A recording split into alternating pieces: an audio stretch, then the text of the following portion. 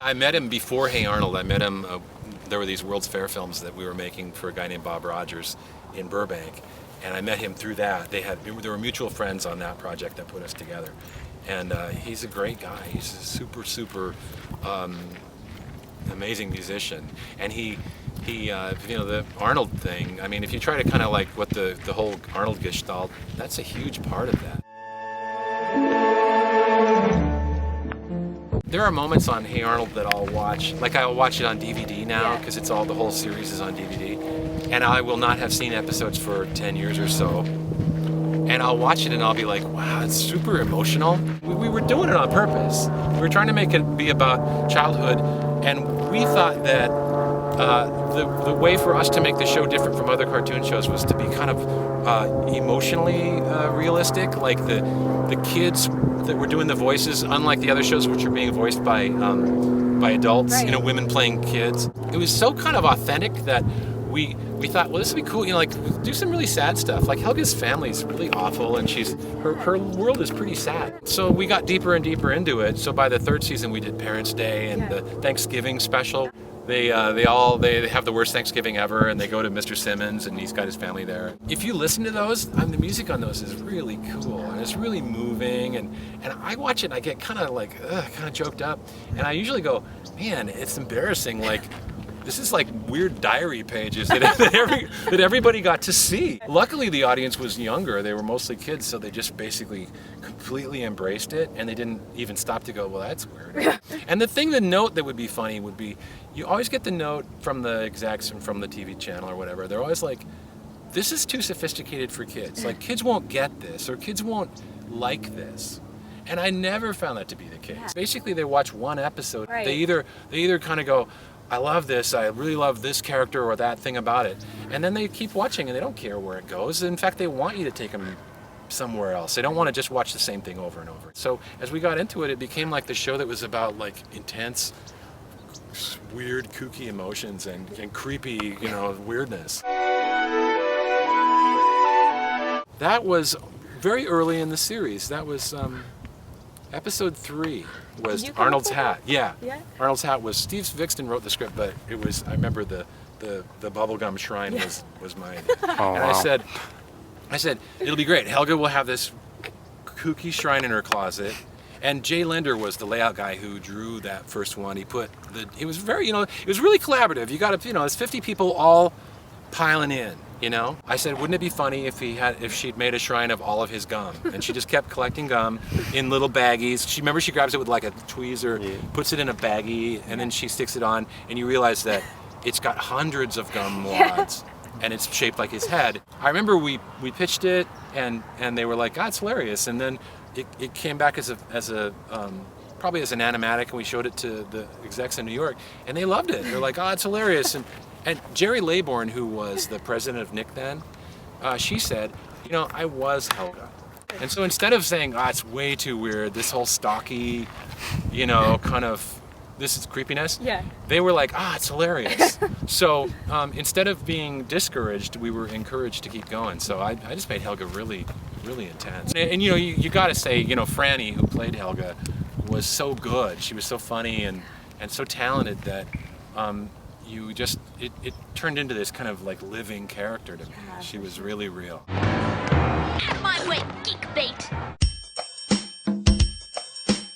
We would record week after week, and we'd see each other all the time and spend all these hours recording together. And so we would kind of workshop the stuff that we thought was funny. Gerald started going, and then he'd say something like, Arnold and Helga slow dancing to backwards disco music, and now I've seen everything. And that was just a bit. Gerald would go, and then say what's happening, and they'd say, now I've seen everything. And we just started doing it. Harold would cry like a baby. Sid was the best crier ever. Sid would completely fall apart, and we would just write these episodes that would be Sid falls apart episodes. Yeah. Like Sid gets in a lie that he can't get out of. You know, there was one where he was like working for the mobster kid, Big Gino, and there was the one where he borrowed Arnold's room and you know, pretending to the rich kid that it was his room, and he caught up in the lie, and it gets weirder and weirder. And finally, it's like, you know, it's like Breaking Bad. I mean, he's completely coming unglued. Watch me! A lot of Hey Arnold was drawn.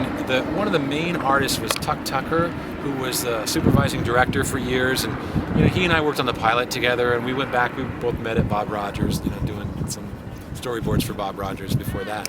And so Tuck, you know, he's a great artist, and his Helgas were really definitive. I remember Monkey Business, when she thinks she's going to get monkey nucleosis and turn into a monkey.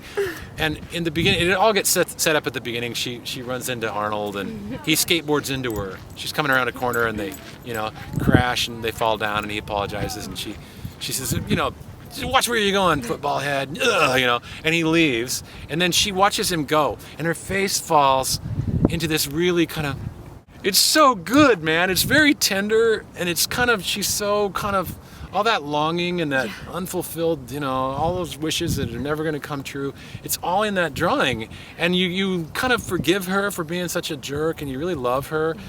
Because that's, you know, there's a lot of soul in the way that they get drawn. Arnold, originally, his head was very much like a blimp.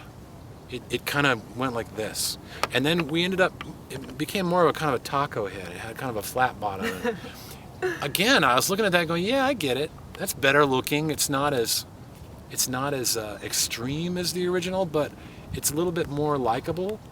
And there's a thing called, it's called off model when you draw something that's not like the model sheet. And really often you get these bad off model drawings, either by the board guys or by from Korea or whatever.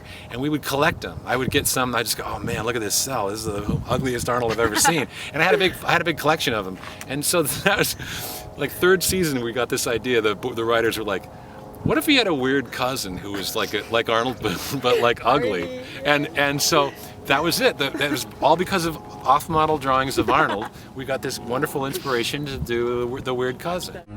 Arnie looks like a really badly drawn Arnold. And Lila falls for him. He meets the nice Helga and realizes that Helga's the one for him. Yeah. And Lila's like a tramp, I think. Yeah. Oh, favorite episode? Well, that's tough.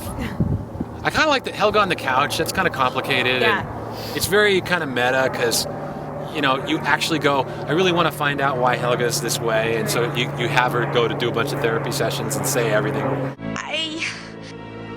I love Arnold!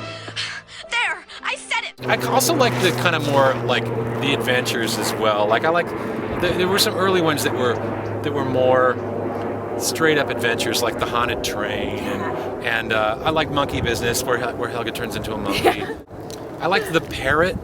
Helga gets the pet. Yeah. Big Bob gets the pet parrot. Someday I'll tell the world my love or my needs, not hell. They're really fun to watch, and there's jokes, you know. It's some of the ones that I like are not as much about jokes. Well, School Play is really fun. School Play is awesome. You know, because it's got Romeo and Juliet, and I love the back half where Helga, the whole second half of the thing is Helga basically taking out all the other Juliets, and she announces her plan. It's like the act break is her going, "Mwahaha," you know, what a great plan, and then she laughs and coughs and laughs some more.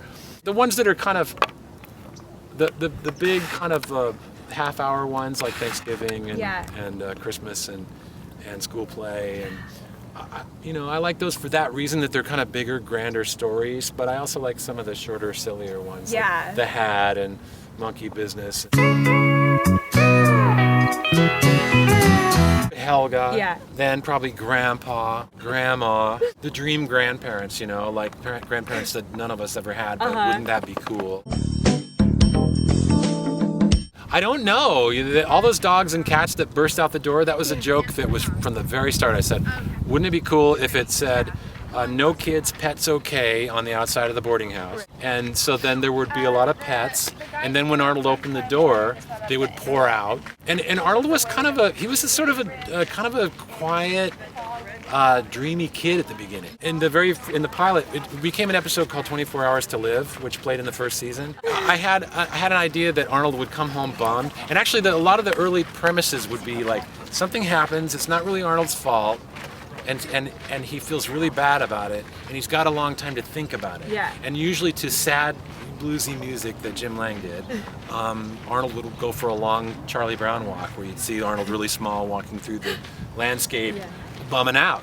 And so he walks up the stairs to his house, and the music's playing, and he opens the door, and the dogs and cats and pigs pour out, and he doesn't even react, and he just goes in, Grandpa, I have a problem. And so that was that became a bit, the dogs would pour out and Arnold would be like, and I don't know who they belong to. They live they're kind of feral. Yeah. They just sort of Like live a on the pig. street and they come and eat at the boarding house and they run out again. Well, here we go. Arnold!